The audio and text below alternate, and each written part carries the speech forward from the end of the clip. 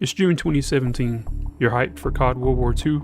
You're kicking up some Modern Warfare Remastered. But then your annoying friend invites you to an Xbox party. And then you join, and Bro, get on Infinite Warfare right now. There's an aimbot gun. Yo, shut up. There's no way. These interns at Infinity Ward forgot to check their sniper rifle.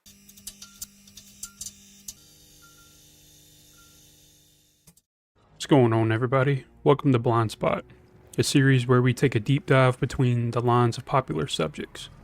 So we've all seen and heard about the most OP weapons in COD, whether it be the pre-patched DSR, War.War's MP40, BO3's Brecci, or MW2's Model 1887. But what if I told you there was once a gun that none of those touched? When I say this is the most broken thing I've ever seen in Call of Duty, man. Honestly, the most broken weapon Call of Duty has ever seen.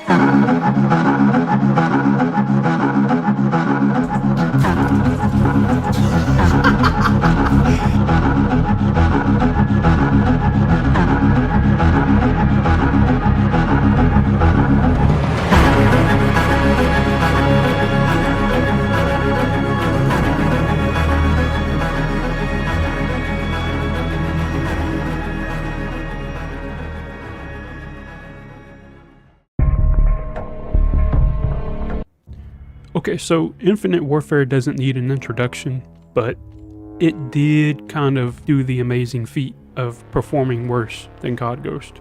From the trailer opening to over 1 million dislikes in the first week, to forcing players to carry its burden for 9 months, if they wanted to play MWR.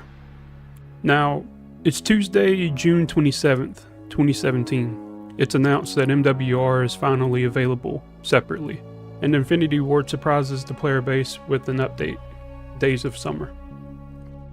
Now this update is your usual run-of-the-mill, some new cosmetics, loot boxes, new progression items, and some new weapons. Among those being a new sniper rifle that's half sniper, half shotgun, the Proteus. Now anyone a mile away can tell that weapons like this are always terrible, but as this being the final game to have loot boxes, I want you to guess how you could get the weapon. Was it A, buy it from a bundle, B, pay for a chance to receive it, or C, you get it B? It was B. You had to gamble for it. So $246.71 later, you finally get it. You set your class, you find a lobby, and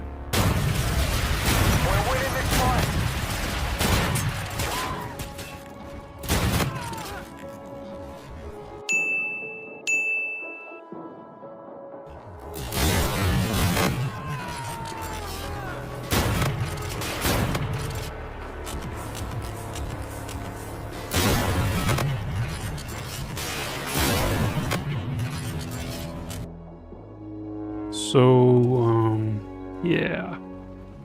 What Infinity Ward doesn't realize is they just released possibly the most broken weapon in video game history. Not only is the weapon paywalled, but it's also an aimbot. So, in a time so far away, 8 years ago, before COD became semi-realistic. Okay, no, I'm kidding. So what went wrong? Now, instead of the range and damage being that of a shotgun, it's the range and damage of the sniper component itself. Now, when we think of shotguns in games, you imagine individual pellets, but pretty much every FPS relies on making the output of the shotgun a cone or a sphere. Now, obviously, I don't work at any of these studios, so this is all speculation on my part. But from what I can gather, the spread of the shotgun in-game for COD, when you fire, it appears to be a cone or sphere projecting out. Now, somehow someone at Infinity Ward forgot to check whether you were using the shotgun half or the sniper half. Okay, so that was a lot to break down, but let me simplify it for you. Imagine you have a shotgun with the damage and range of a sniper. Except you can never miss because the players are within your crosshairs, as how a shotgun would work. And of course, as you can imagine, this was quickly abused. Now, fortunately, as with most DLC sniper rifles in every COD for some reason, they're terrible, but it became apparent pretty quick that if you played hardcore, you could dominate the lobby, and so they did. Now, within the following 24 hours, it was quietly patched, and there was some news and word spread about the weapon, but I think at the time no one cared or knew. I mean, at this time I wasn't even playing COD myself. I was on GTA Online. I don't think there was any acknowledgement of this issue from any of the developers or from Infinity Ward themselves, nor was there any repercussion on the players who abused it. Not that I care, but I just thought I'd mention that. There's no doubt that they probably had the data to find those abusing it, but I think it was kind of just swept aside because of how short-lived the exploit was. Now, finally, at this point is where we begin the discussion on whether the Proteus would hold its place in the history of OP weapons. So, honestly, I think if we asked most people, they would say no. When we think of overpowered weapons throughout COD history, most of them were a meta for a period of time that reigned supreme. One that comes to my mind is the MSBS from COD Ghost on launch.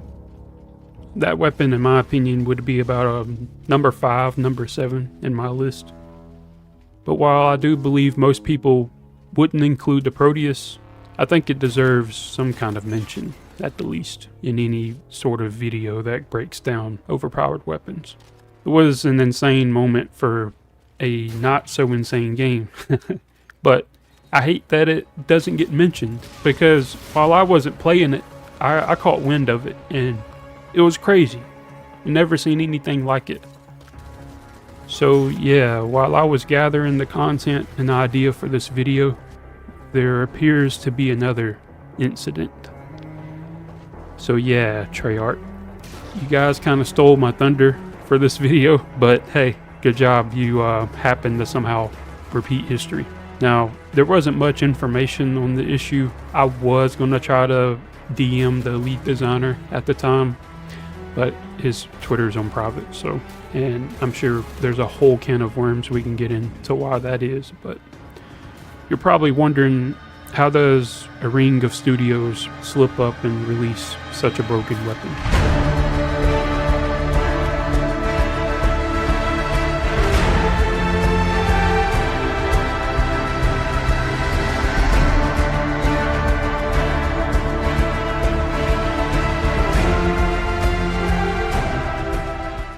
Okay, so Warzone's development dates all the way back to 2017.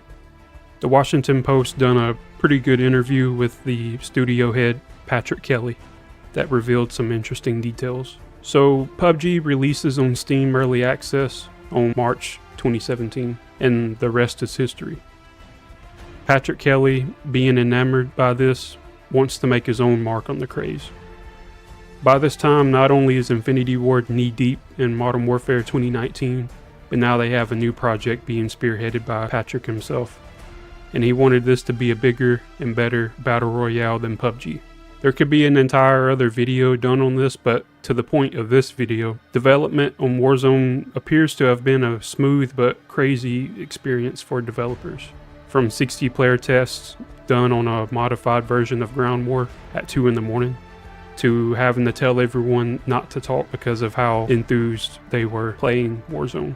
And people are gonna ask, so I'll go ahead and get this out the way. Yes, Blackout was in the works, but Infinity Ward saw Treyarch's hurdles as an opportunity to get ahead of their own game, while Treyarch was stuck figuring it out. I'm not too sure how to feel about this, given how Infinity Ward has shown their true colors to the player base, but there's that. So with all that being said, it's my belief that with Infinite Warfare being slowly winded down, as with any COD cycle, by the summertime, it's very possible that either lesser experienced developers pushed out the update, or it was a case of crunch amongst the studios. Or I could have all this wrong and it was just a supporting studio that handled the update.